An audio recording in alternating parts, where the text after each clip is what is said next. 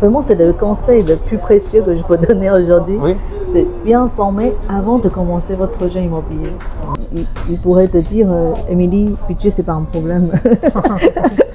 Mais je veux le meilleur bien. Ils ont de la chance, hein, ces gens aussi. Bonjour Émilie. Bonjour Luc. Merci pour cette interview. Est-ce que tu peux te présenter s'il te plaît? Oui, bonjour Luc et bonjour tout le monde. Je m'appelle Émilie. Je suis conseiller immobilier. J'accompagne les clients locaux francophones et aussi les clientèles sinophones. Très bien.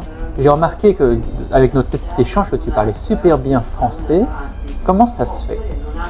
Alors, moi, j'ai appris le français il y a 24 ans à la Sorbonne pendant 9 mois. Et après, j'ai rentré dans une école à Paris qui s'appelle Penningham. C'est une très bonne école de design pour la direction artistique. Tu m'as dit que tu étais de Taïwan. Et pourquoi tu as décidé de venir en France? Troisième année, j'avais participé à un programme d'échange international dans une école d'architecture. Et je pense que c'est grâce à ce voyage que j'ai pu découvrir cette ville. Ensuite, je suis venue faire 6 mois de programme d'échange, oui, mais sans parler vraiment très bien français. J'ai beaucoup galéré, mais en même temps, c'était tellement nouveau. Tous les jours, c'est une vraie découverte. Donc, c'était très amusant. Tous les jours, c'est une vraie aventure. Oui. Donc, pendant le programme d'échange, j'ai rencontré quelqu'un à Paris. Maintenant, c'est mon mari et papa de mes 2 enfants. Donc, je pense que ça se joue aussi suite à ce programme d'échange. Je suis rentrée, fini mon 4e année dans l'architecture intérieure pour le diplôme. Et après, je suis revenue à Paris pour continuer, poursuivre mes études. D'accord. Donc, ton mari, il est français? Oui, il est français. Et quand je suis venue, il a fallu apprendre le français pour pouvoir présenter au concours. Donc, je passais 9 mois à la Sorbonne pour apprendre le français, pour obtenir un certificat de la langue française. Donc, 9 mois intensifs, beaucoup de devoirs, des examens pour pouvoir obtenir ce certificat. Et ensuite, avec ce certificat et les books, on appelle ça book. Book, ça veut dire c'est un portfolio. Portfolio, ok. Oui, portfolio de notre travail dans design ou architecture intérieure. Donc, en fait, il faut savoir quand on vient de très loin, on ne sait pas comment préparer un concours. C'était spécifique à une école en plus. Ben oui, c'est ça. Oui. Et donc, à cette époque-là, il y a une amie qui me dit « Amélie, je suis dans un atelier, est-ce que ça t'intéresse ?» Du coup, je suis allée voir et c'était très bien parce que pour mieux comprendre, déjà pour parler français et avec le milieu artistique, c'est pas pareil que quelqu'un qui parle français mais qui connaît pas l'art ou le design, tu vois. Il y a tout le vocabulaire. Oui, tout le vocabulaire et la façon de se présenter aussi. Ah oui. Oui. Donc pendant, je dirais 9 mois, c'était vraiment tous les jours je travaillais. Je sortais pas beaucoup le week-end parce que mes parents m'ont financé mes études. Il va falloir que je réussisse la première année. Je n'ai pas droit d'erreur. Donc la première année, j'ai vraiment beaucoup travaillé. Mais comment ça s'est passé? C'est 9 mois de cours intensifs. Ça veut dire quoi intensif? Il faut passer à la pratique. Oui. Et à l'époque, la Sorbonne nous a incité d'aller dans une sorte de café avec des personnes seniors parce qu'eux, ils sont à la retraite. Oui. Et il n'y a personne qui parle avec eux, ils s'ennuient. Oui. Alors que nous, on a besoin de pratiquer la langue française. Du coup, on ramène notre devoir là-bas pour discuter avec les personnes âgées. Et eux, ils se sentaient utiles pour nous. Et nous, on est contents d'avoir pouvoir discuter avec quelqu'un. Oui, c'est donnant-donnant. Oui, pour pouvoir se présenter, il faut quand même montrer qu'on parle bien français, ou on sait écrire le français. Donc, pour moi, c'était la première étape à franchir, c'est vraiment d'avoir ce certificat. Et en parallèle, je prépare les dossiers. Pendant le Covid, je commençais à partager les projets que j'avais réalisés pour la rénovation et décoration de l'architecture intérieure. Parce que j'ai toujours fait ça en parallèle de mon travail salarié. Donc je montrais les photos avant, après, sur les réseaux sociaux. D'accord. Et du coup, j'ai eu le retour tout de suite. Il y a des personnes qui m'ont contacté en disant qu'elles avaient vu mes photos avant, après. Ils voulaient aussi que je fasse pareil chez elles. Donc tu étais en freelance, en agent freelance communication. Et en parallèle, tu es revenu sur ta spécialité d'avant, oui, architecte d'intérieur. Parce que j'ai toujours fait ça avec mon mari. C'est aussi parce qu'à Paris, le bien qui est très bien rénové, ça coûte souvent très cher par rapport au prix de marché. Donc on s'est dit, puisqu'on a cette compétence-là de conception jusqu'à réalisation, pour un projet architecture intérieure et de rénovation, parce que mon mari il est maître d'œuvre, il maîtrise très bien les travaux et tout ce qui est technique. Et moi, je suis spécialisée pour le concept d'aménagement et la décoration. Donc, forcément, pour nous, on a envie de s'amuser. On va trouver des perles rares avec beaucoup de potentiel et pour faire notre projet. Chez vous êtes le couple parfait. Lui, les travaux et toi, tes design d'intérieur. Oui. Donc, vous avez toute la combinaison du savoir-faire. Oui. C'est plus facile. Oui, c'est plus facile pour vous et puis de bien faire. Il y a des Chinois qui habitent en France et qui ont envie d'acheter un bien immobilier en France, ou qui sont en Chine et qui ont envie d'investir en France ou à Paris. Est-ce que tu aurais des conseils à leur donner? Avant d'acheter, il faut mieux discuter avec le projet avec quelqu'un qui pourrait parler la langue que vous êtes à l'aise. Par exemple, si c'est en chinois, c'est quelqu'un qui peut parler chinois en plus, qui prend le temps pour écouter vos projets et de comprendre quels sont les besoins et les attentes. Si on ne connaît pas ces besoins et ces attentes, on ne pouvait pas savoir où acheter. D'accord, donc où?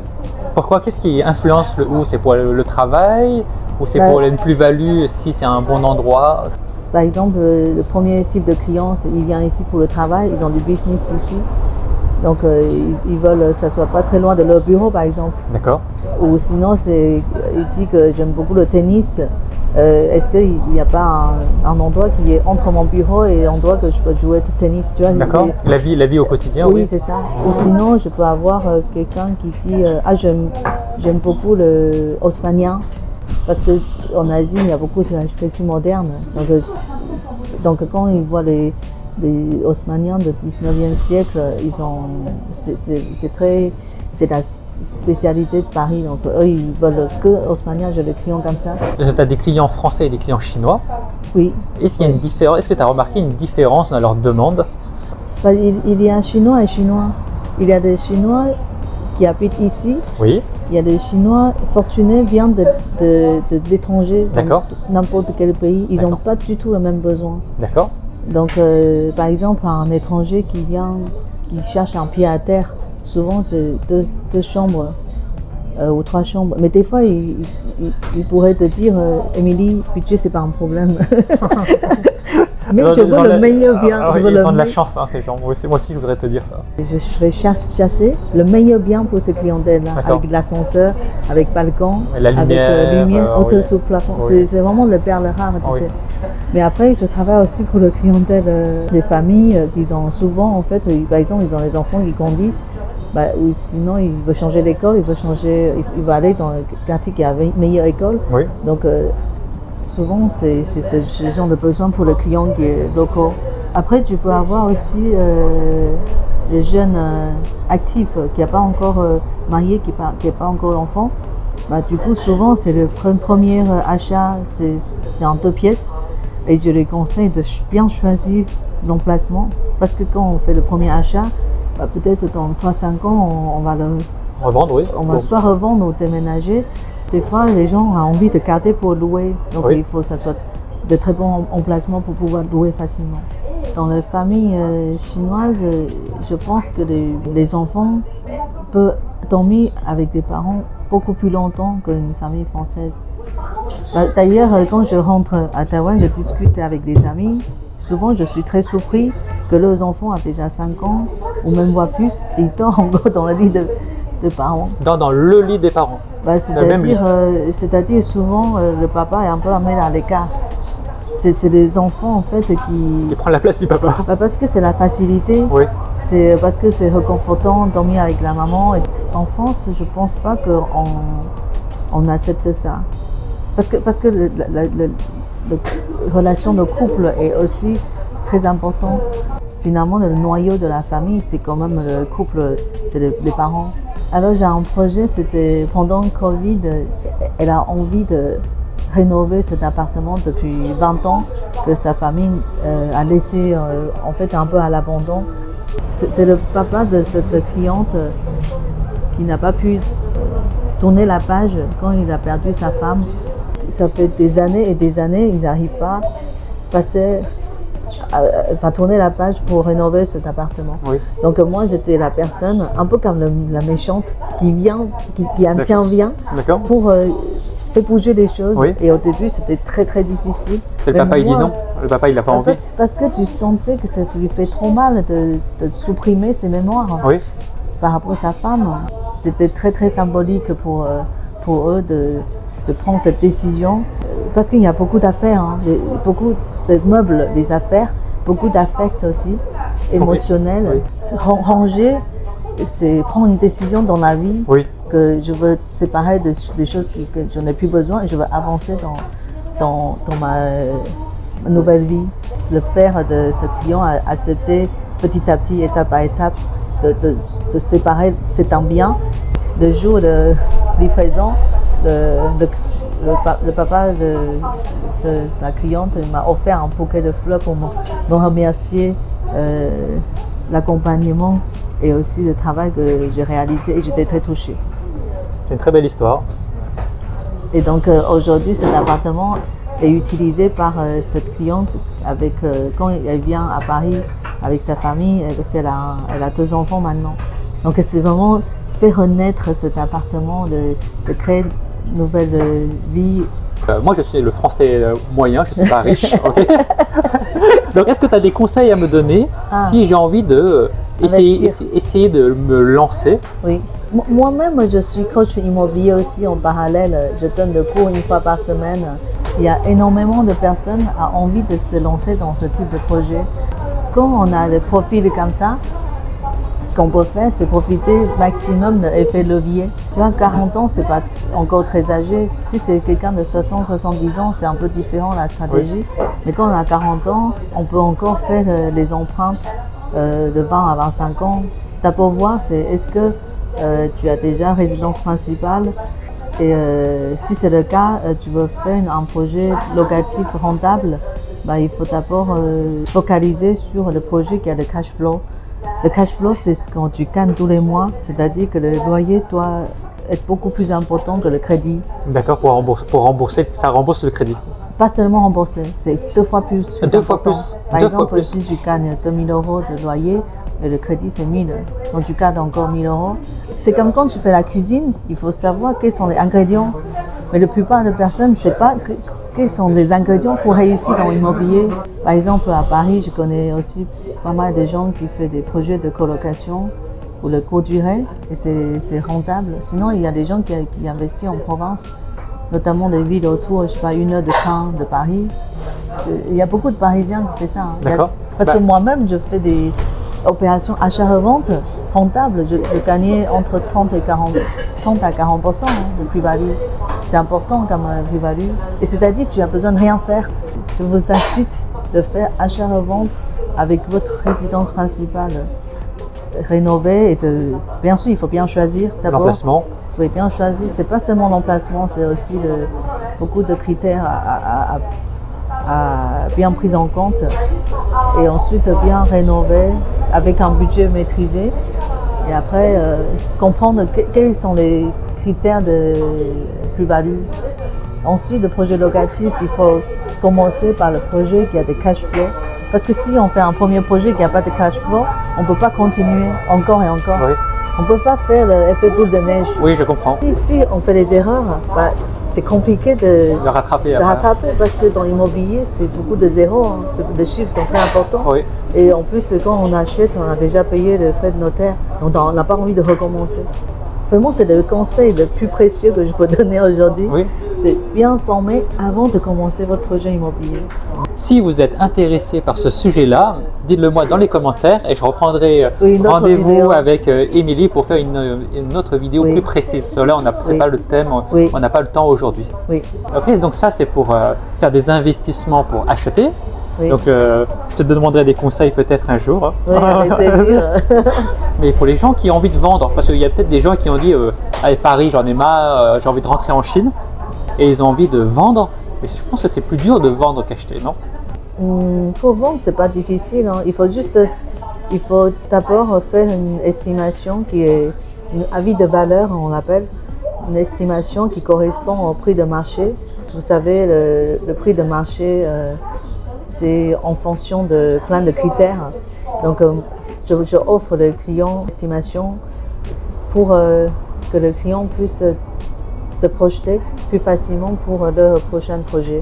Et aussi, un point qui est très important en France, c'est que le frais de succession est très important en France. C'est 5% jusqu'à 45%. Et la plupart des Français payent entre 20 et 30% de frais de succession. C'est pour ça qu'en France, la plupart des gens font une consultation à 50 ans avec notaire pour pouvoir anticiper. Parce que sinon, si on paye 45%, de valeur de ton immobilier, c'est énorme. C'est la moitié. Oui, c'est presque la moitié. Donc, quand l'appartement a un prix très important, ben en général, quand les parents sont partis, les enfants n'arrivent pas à rembourser ce frais de succession à l'État. Donc, ils sont obligés de vendre en urgence. Et du coup, ils bradent et c'est dommage. D'accord. Je vous conseille vivement de bien anticiper avant, d'avoir une petite idée précise, discuter avec un conseiller immobilier et le notaire en avance pour vendre au bon moment, au bon prix. C'est bien de payer les impôts, mais on va éviter de payer autant d'impôts. 45%, c'est énorme. Donc il y a des seuils. Ah d'accord, si ton héritage c'est plus de 100 000, alors c'est 10%. Si c'est plus de 200 000, c'est voilà, 25%. Il y a un tableau précis. Okay, d'accord. Je pourrais partager avec vous la prochaine fois. J'ai vu sur Internet que les parents peuvent faire un don aux enfants de 100 000 euros et qui c'est pas justement ça, c'est pas taxé. Oui, c'est pour ça il faut faire ça. On est allé petit à petit. Et c'est quoi? Tu as le droit de faire ça une fois tous les 10 ans ou une fois tous les 15 ans? Oui, c'est ça, c'est ça. Mais on pourrait parler de ça, la prochaine vidéo, ça pourrait être intéressant. À Paris, ces deux dernières années, ça baisse, donc c'est le bon moment d'acheter. Et pour vendre, par exemple, attendre que le taux descende, parce qu'en ce moment, le taux est en train de descendre à Paris, parce que les gens commencent à emprunter pour acheter. Par contre, pour les acheteurs étrangers, ils n'ont pas besoin de faire le crédit parce qu'ils ne peuvent pas. Quand ils n'ont pas de CDI ou pas de papier en France, ils ne peuvent pas faire le crédit. Donc, ils achètent en paiement comptant avec un budget très important. Donc, si vous avez le bien à vendre, n'hésitez pas non plus de nous contacter. Il y a peut-être des gens qui ont envie de devenir agent immobilier. Oui. Donc, est-ce qu'il y a une formation? Comment est-ce qu'on peut devenir agent immobilier comme toi? Alors moi, je suis devenue conseiller immobilier un peu plus tard dans le parcours professionnel. Souvent, les gens qui rejoignent ce métier, c'est des personnes qui ont déjà réussi le projet immobilier rentable. C'est pour ça qu'ils croient immobilier, souvent. Moi, je suis dans un réseau, donc on est 15 000 en France. Enfin, pour rejoindre, en fait, on a des réunions d'information, on a des formations continues, on peut se former en ligne et aussi physiquement. Donc il y a des formations à valider. Dès qu'on commence la formation, on peut tout de suite travailler avec un parrain ou marraine. D'accord, pour t'accompagner. C'est quelqu'un qui nous accompagne. De toute façon, ce métier-là, il faut apprendre sur le tas. Il faut avoir la théorie, mais il faut surtout passer à l'action. Mais en vrai, c'est beaucoup de relationnel et beaucoup d'écoute et beaucoup de patience. D'accord. Et l'amour aussi. L'amour du projet. L'amour vers le client, oui. de s'intéresser à leur projet. Enfin, c'est beaucoup moins long que de faire un PTS ou un master dans l'immobilier, de rentrer dans une agence comme salarié. Okay. C'est un raccourci pour aller plus vite. Oui, et souvent les personnes qui rejoignent le réseau comme ça, ce sont des personnes qui ont déjà expérience professionnelle de travail. Si tu pouvais donner un conseil à toi-même, il y a 20 ans, qu'est-ce que tu te donnerais comme conseil? Wow. Je pense qu'il y a 20 ans, si je savais, je pouvais rêver encore plus grand. J'aurais pu passer de l'action encore plus tôt. Mais c'est quand je me suis lancée en entrepreneuriat, j'ai compris qu'il fallait vraiment être bien entouré par les personnes qui veulent te voir réussir. Oui. Et de rêver ensemble, beaucoup plus grand. Oui. Et c'est comme ça qu'on peut grandir notre business. Mais je suis tout à fait d'accord avec toi. Hein. Oui. Et je pense que si quelqu'un qui a 20 ans aujourd'hui, s'il entend ça, peut-être ça va lui faire un déclic plutôt que, tu vois. Donc, comme vous l'avez entendu avec Émilie, et je suis tout à fait d'accord avec elle, c'est oser. Oser rêver. Et faire. Il ne faut pas juste rêver, il faut faire aussi. C'est oser rêver grand et de passer à l'action Parce que c'est en faisant des erreurs qu'on apprend énormément et de toute façon, quoi qu'il arrive, il faut avancer.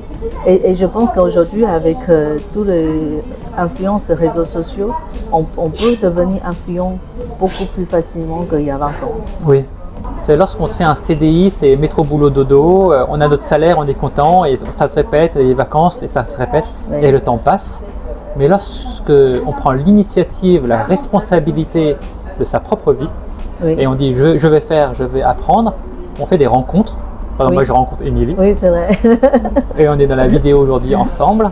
Il y a des opportunités qui arrivent et plus on fait et plus ça avance vite. Passer à l'action et oser rêver plus grand et d'être bien entouré. Donc merci beaucoup Émilie pour cette interview. Émilie, elle a un salon show, elle a un Instagram. Oui. Donc je vais mettre tout ça dans les commentaires. Vous pouvez la suivre si vous voulez plus de conseils sur l'immobilier. Si vous voulez plus de conseils, je peux refaire une vidéo avec elle, dites-le dans les commentaires. Donc je vous remercie. Merci Luc. Et je vous dis à la prochaine. À la prochaine. Salut. Bye bye.